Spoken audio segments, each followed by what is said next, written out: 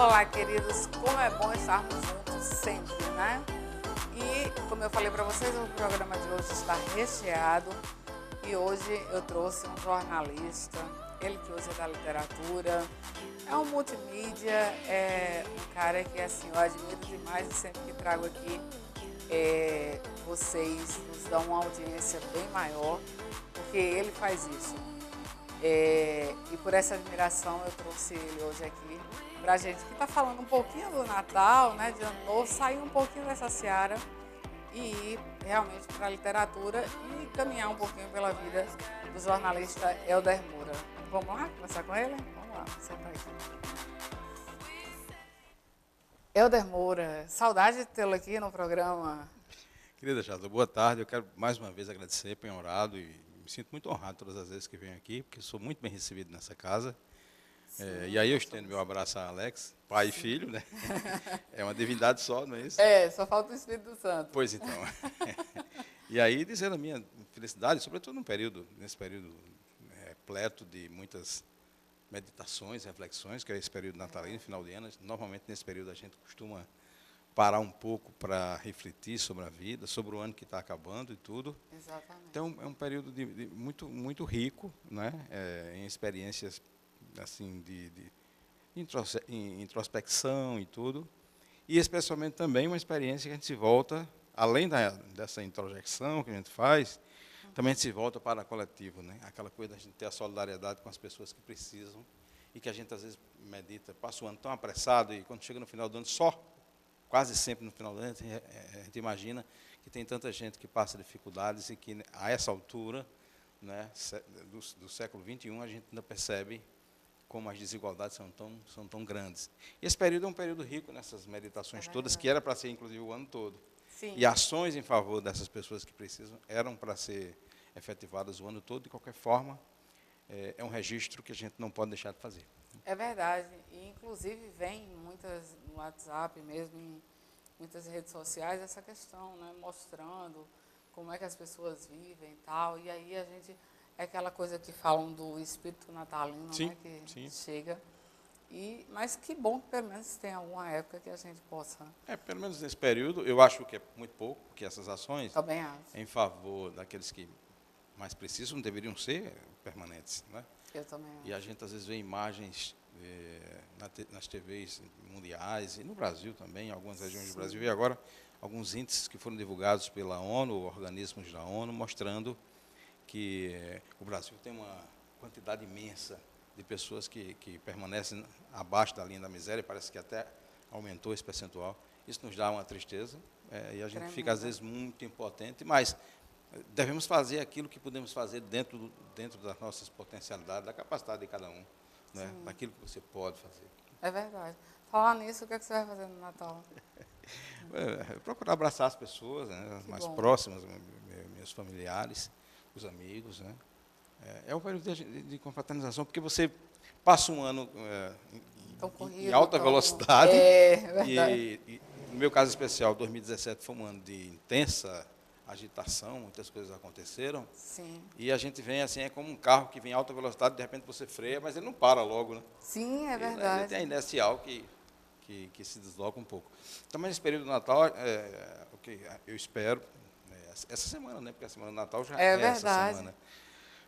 Que a gente possa exatamente parar para refletir um pouco mais sobre, especialmente aquilo que você tem feito. Às vezes você está tão assoberbado, com tantas atribuições, com tantas responsabilidades, que às vezes esquece de ver as coisas mais simples, mais comezinhas que estão ao lado. Exatamente. Helder Moura, a gente já falou algumas vezes aqui sobre o livro Dom Agape, Sim. mas teve uma grande repercussão agora de você ter ido para o México e para Nova York. É fato. Eu não sei da repercussão, digo, o fato aconteceu. Mas Aconteceu com um certo retardo, porque essa história da apresentação das traduções já estava sendo negociada há mais de um ano. Já estavam prontas e estavam em processo de negociação. Isso é uma coisa entre empresas, né, editoriais. Seria muito burocrático. Não, além disso, a minha editora do Brasil passou por algumas dificuldades e isso dificultou, né, dificultaram, Sim. ou, digamos assim, agravaram essas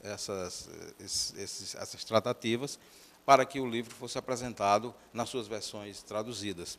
Então, finalmente chegou o momento, né? Então, houve a possibilidade de fazer esse circuito aí.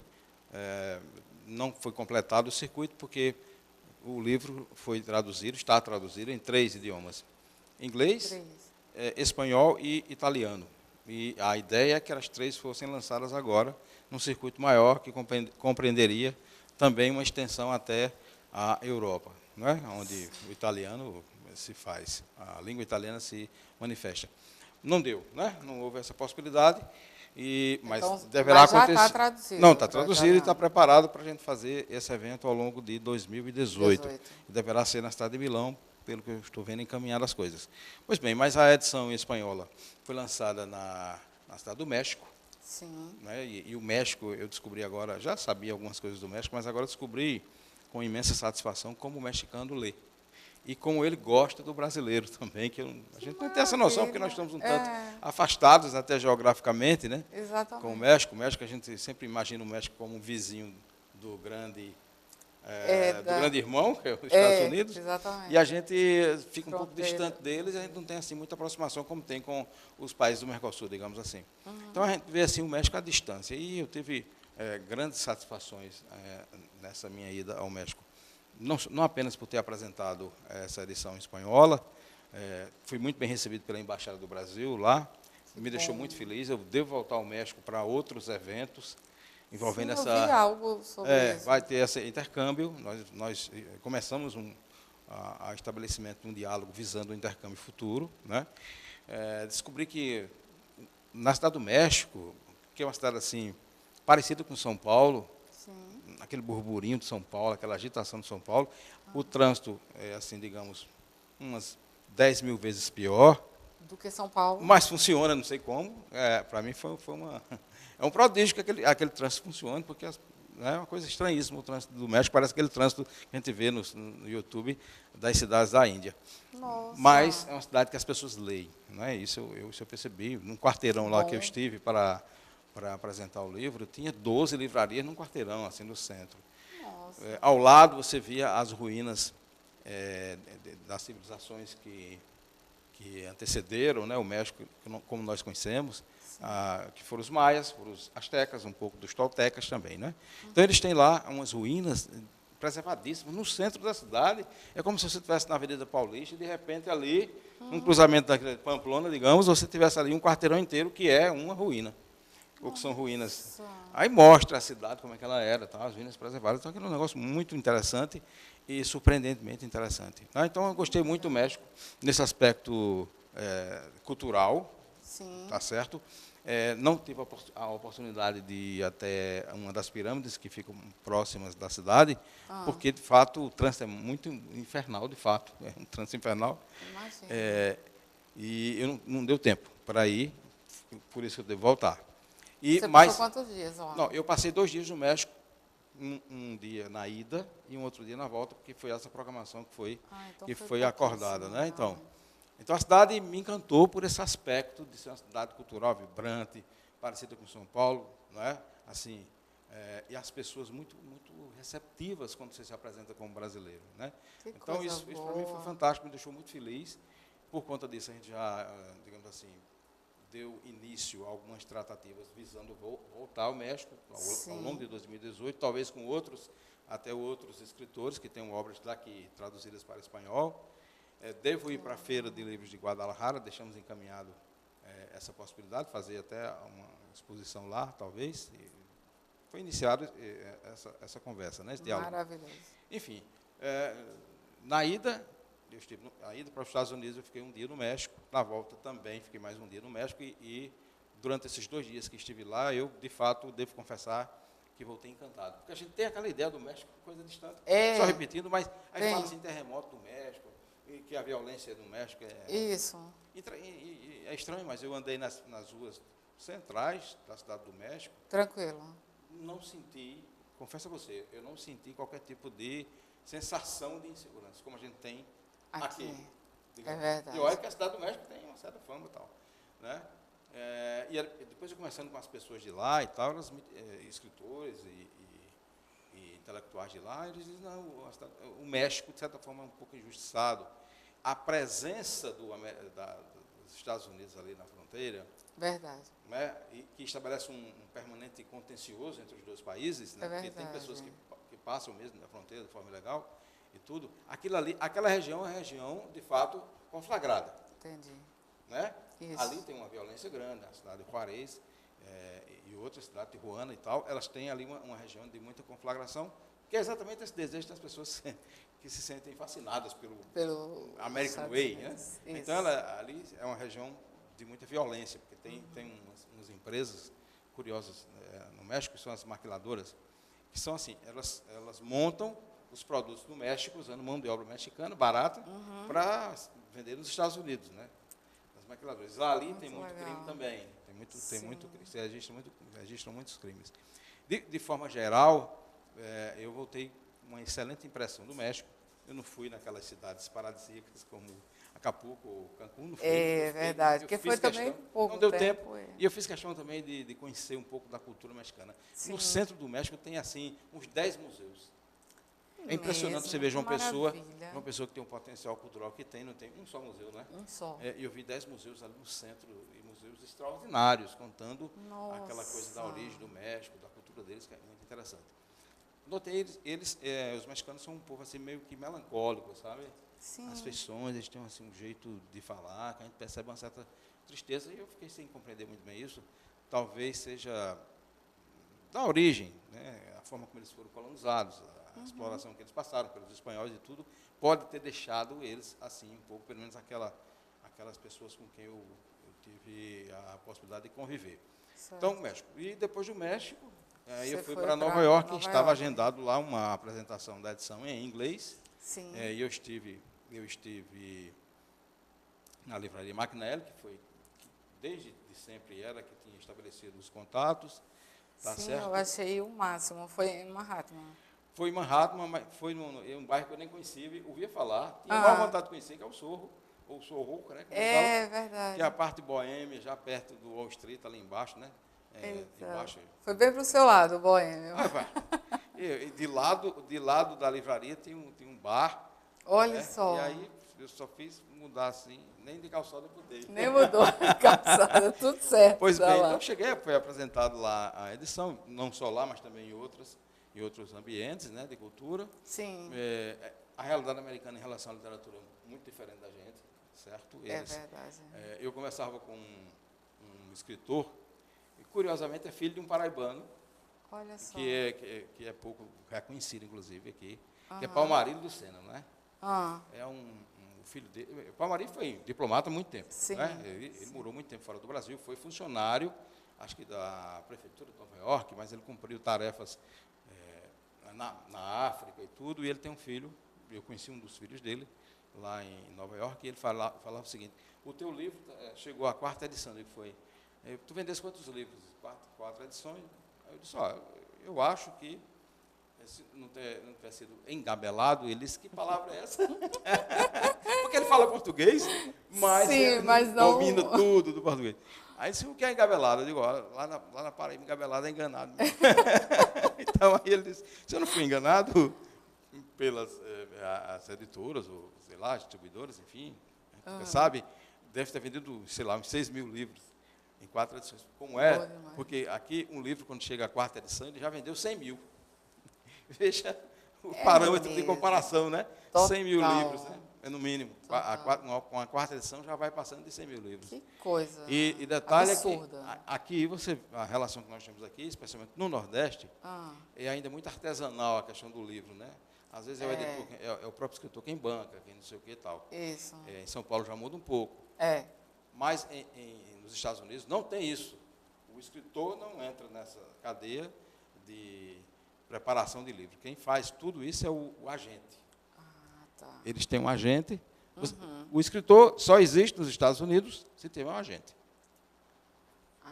Tá. Tudo bem, está surgindo um movimento de escritores independentes. Eu tive, inclusive, com um deles. Sim. Eu tive com um deles lá, numa livraria muito interessantinha. Livraria e editora, a Shakespeare Core. eu estive lá e eles estão com um movimento de escritores independentes, ou seja, que, de certa forma, eles acompanham o processo, mas tem que ter um agente para poder jogar o livro na cadeia de distribuição, senão não tem jeito. Não vai para frente. E aí ele chega lá para ver, o lançamento do meu livro, não sei o que, assim, cadê seu agente? Não, foi uma parceria com a minha editora. Sim, é uma parceria com a editora do Brasil, mas sem agente as coisas aqui não funcionam bem. De qualquer sorte, também houve, eu fui muito bem recebido, e aí eu gosto de registrar sempre, por uma pessoa, um adido cultural na cidade de Nova York, que conhece uma pessoa, foi bacana, o nosso diálogo foi interessantíssimo, fluiu bem, porque ele conhece uma pessoa, tem amigos aqui, já esteve aqui, mais de uma vez, e hoje, há 10 meses, ele está em Nova York, e aí pudemos conversar muito, e aí nós também iniciamos algumas tratativas, de forma que a gente possa estabelecer um intercâmbio de escritores paraibanos com a América, através do consulado. Eles têm uma estrutura, eles têm auditório, e eles têm uma estrutura de divulgação que pode propiciar condições para que escritores paraibanos possam, uma vez traduzidas as suas obras, possam ser apresentadas para o público americano, e tem muito brasileiro lá.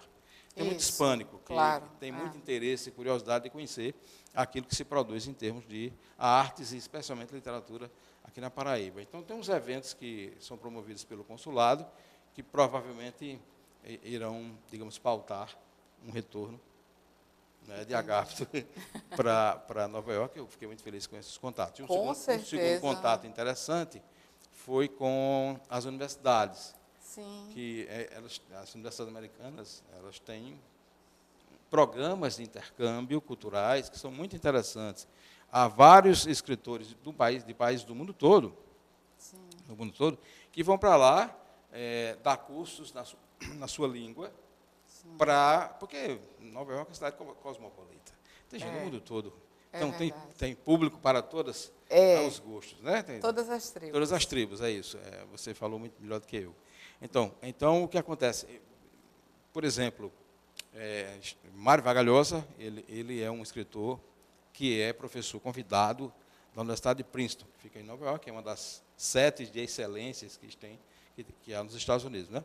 Então, há essa possibilidade, no futuro, aí, não sei quando, da gente estabelecer essa chance de oferecer cursos e debates sobre literatura brasileira, mas especialmente paraibana, que é aquilo que é onde eu estou, é a minha tribo, como você falou, né? Está na minha aldeia, na minha horda, e também especialmente sobre esse viés de pesquisa que eu adotei no meu mestrado, da universidade, que terminei, já estou me encaminhando no doutorado, como vocês sabem. Pois é. E aí é uma área assim, que ele considerou uma área muito interessante, que é a área de melancolia e criação literária, que é, digamos assim, uma das fronteiras de discussão hoje no mundo todo, nessa área da literatura. Então, além da possibilidade de você levar escritores para lá, para Nova York, para você, digamos, num evento maior, apresentar esses escritores para o público americano, há a possibilidade também de intercâmbio com universidades, ou seja, escritores daqui. Claro, você tem que ir preparado, porque o nível das universidades lá, né, a gente às vezes não quer entender isso, mas isso é verdade, é evidente. A gente percebe que o nível é outro, até porque os investimentos que são feitos em educação nos Estados Unidos são incomparavelmente maiores do que o que a gente vê no Brasil. Certeza. Não é que nós não tenhamos talento, temos demais. A gente, é graças ao talento brasileiro que você compensa a falta de investimentos que tem na educação e você consegue chegar lá e manter um nível de paridade para dialogar e tudo mais. Então, esses contatos foram interessantes nesse sentido. Então, eu tive esses contatos com a mídia de lá, porque tem muitas empresas de comunicação em várias áreas, mídias digitais e não sei o que trabalham em português. Em que pese eu ter ido, desta vez, para uma imersão mesmo na cultura americana. Eu acho que é mais rico esse intercâmbio, fica mais rico. Né? Pois bem, então, desse ponto de vista, eu acho que foi adequado essa viagem, de ter ido lá para Nova York e o México. Voltei com grandes esperanças para os próximos. Quer dizer, em 2018 já deve acontecer coisas em consequência dessa viagem. Né? Muito bom isso. Fico feliz. E estando lá, eu não estava digamos, o escritor Helder Moura, né? Estava lá um paraibano que de certa forma, está tentando encontrar um espaço, digamos assim, no centro do mundo ocidental, né? Quando você chega nesses locais, você tem a alegria de dizer que é da Paraíba ou tem alguma certa... De jeito nenhum, pelo contrário. Em todos os locais, sempre fiz questão de dizer que estava lá como paraibano, escritor paraibano. Né? Porque tem pessoas assim que vão como. daqui e não gostam. Eu acho que isso não faz jus a uma boa educação, não, né? Você se apresentar com uma cara que não é sua, né? Com a identidade que não é sua, né? Pelo contrário, o tempo todo fiz questão de enfatizar, olha, eu sou da Paraíba. Paraíba é um estado minúsculo, é um estado de pouca expressão do ponto de vista econômico e tudo, tem muita dificuldade de toda ordem. É um estado, às vezes, discriminado até pela União mesmo, pelo governo da União, por várias razões, né? Questões políticas e de outras ordens terminam contribuindo negativamente, certo? Mas é o estado de Augusto dos Anjos, não é? Então, é o estado de Ariano Suassuna, não é? E outros grandes escritores e tudo, e que lá se produz uma literatura que tem uma identidade muito peculiar. Quando você compara a literatura produzida na Paraíba com a literatura que se produz em outros estados do Brasil, e sem demérito de ninguém, não há termo de comparação, porque seria muito subjetivo você comparar, mas o que eu vejo é que nós temos uma identidade cultural mais forte. É verdade. Talvez da nossa formação maior, o isolamento que a gente ficou, eu sei lá, a influência ibérica, enfim, de alguma forma, você não encontra no Brasil tantos escritores como Ariano Suassuna, que produz com aquela verve, daquela forma que ele até lançou recentemente, foi lançado recentemente, póstumamente, né? Saiu a Dom Pantero, né? Que é uma obra póstuma, mais de 1000 páginas, e uma obra feita praticamente à mão, porque todas as páginas são desenhadas e tal. Fantástico. Mas é uma genialidade de Ariano, né? Que não está conosco, mas deixa uma obra dessa magnitude. É verdade. Tá certo? Então, você não tem isso em outros estados do Brasil, especialmente no Sul, onde a cultura é um pouco mais, digamos assim, diluída, Sim. e a identidade fica mais difícil de você digamos, confirmar. Verdade. E o Nordeste não, nós estamos aqui meio isolados. Então, lá nas conversas que eu tive, na Paraíba, estado pequeno, nós temos uma identidade cultural forte, não é só na literatura, mas na música também. Sim, verdade. Nas artes plásticas e tudo. E nós queremos espaço. Não é? Nós queremos espaço para mostrar o que nós somos capazes de fazer. A Paraíba hoje tem uma produção literária extraordinária. Toda semana tem um lançamento de livro. Verdade. Né? Então, agora, o Neumann Pinto, que é um paraibano que, digamos assim, venceu, a gente fala essa palavra venceu, né? Que é da nossa linguajar comum. É verdade. Venceu em São Paulo como jornalista, também como escritor. Sim. E ele veio para o lançamento do seu livro, não é? Que foi uma palestra que ele fez há 2 anos no Pôr do Sol Literário. Né? E essa palestra virou um livro, e é o primeiro livro lançado com o selo Sol das Letras, que são os 10 mandamentos dos desafios de um escritor no Brasil. Então, veja que há uma efervescência cultural muito forte aqui na Paraíba. Né? Com certeza. Então, aí a gente tem que levar isso para o mundo, eu acho. Né? Eu acho também. E aí eu acho que você vai levar. E acho que falei demais. Não, fantástico. Sempre bom demais. Eu queria só ver as fotos. Tem aí, Alisson, as fotos? A gente ainda tem muita coisa para conversar. Alisson, está me escutando? Tem aí as fotos? Esse aqui é o do Brasil? Não, esse aqui é um exemplar em inglês. Inglês. Ok. Esse é o exemplar em inglês. Deixa eu mostrar aqui. Daniel, por favor. Esse aí foi o exemplar que foi apresentado em Nova York. Né? Ali chegou. Aí. Muito bom. Ali está melhor, né? Está bem melhor. Foi mantida a capa, foi mantido o padrão da edição brasileira. Eu achei isso lindo, só mudou realmente. Essa é uma tela fantástica que me foi presenteada pelo artista plástico Davi Queiroz. Sim. Não é que me surpreendeu com essa tela.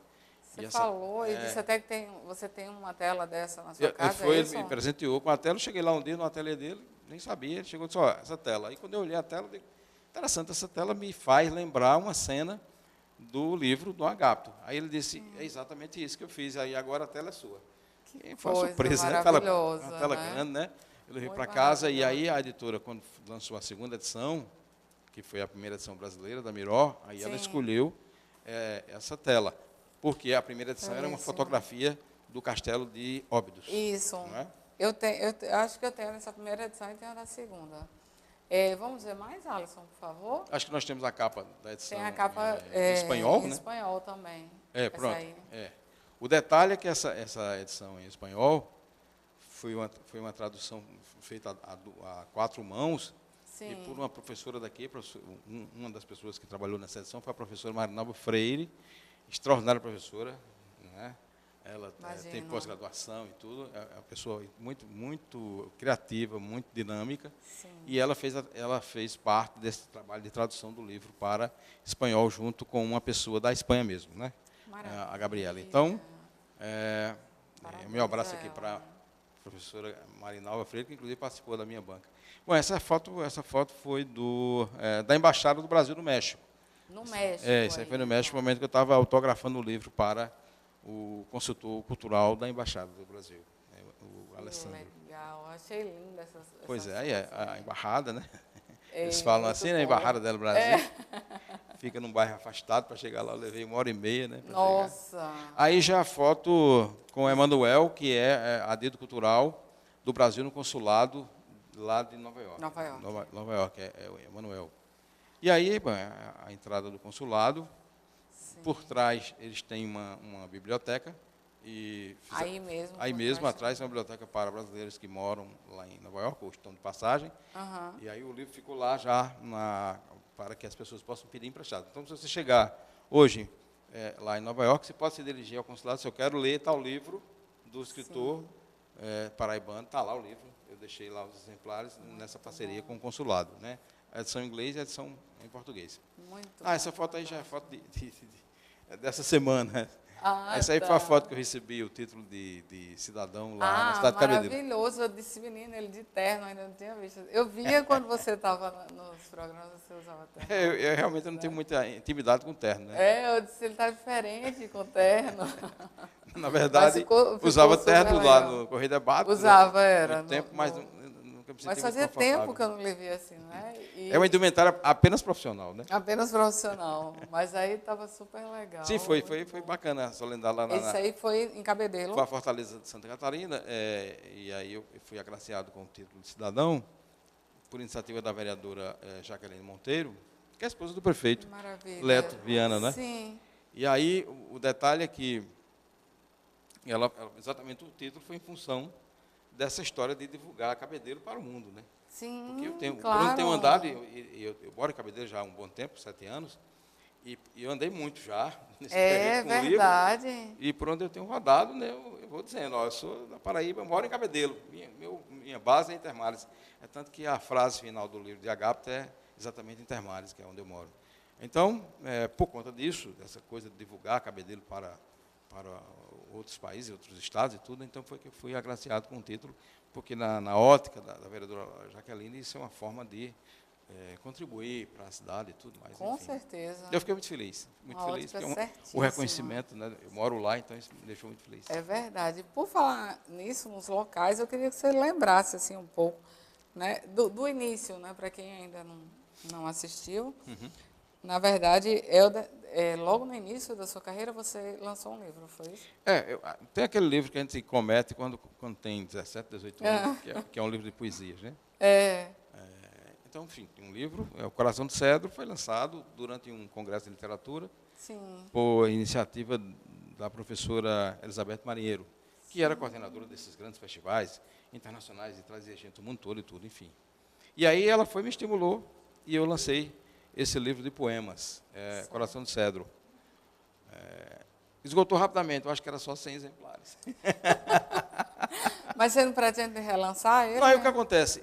Passou, o livro cumpriu a sua função lá no tempo, eu deixei um pouco a literatura do lado para me dedicar a outras atividades, jornalismo, professor e tudo. Depois que eu voltei em 2012, a realmente me engajar na literatura, quando eu escrevi o romance, do Agapto, em 2012, e aí o que acontece?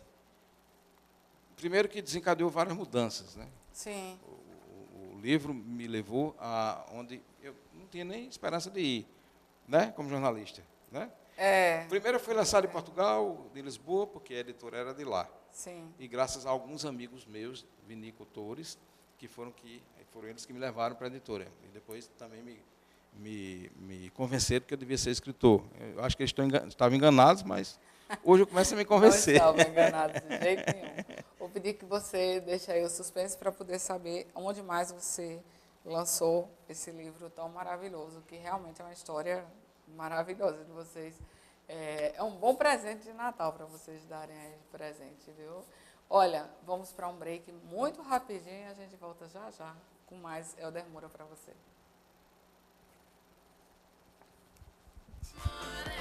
Porque